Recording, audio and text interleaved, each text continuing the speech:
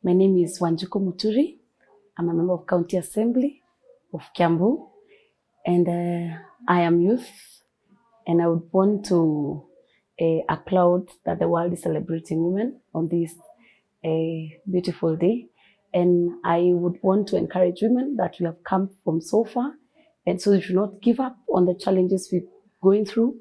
And as we keep on embracing the space and to fighting for space for women, I pray that we shall all unite together to fight for what challenges us.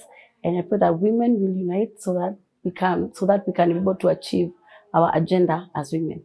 So on the gender agenda, I want to ask all women to unite, to stand strong, not to give up, to be able to raise our voices and to make sure that